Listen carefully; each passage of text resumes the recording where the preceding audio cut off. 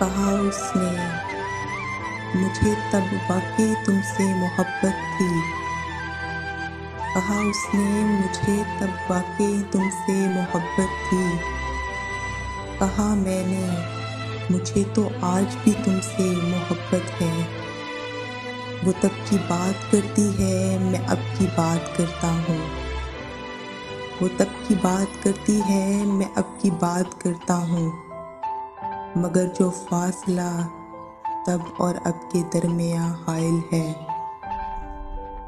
मगर जो फासला तब और अब के दरमियाँ हाइल है, वो हमसे तो मिलकर भी समेटा जा नहीं सकता। वो अब तक आ नहीं सकती, मैं तब को पा नहीं सकता।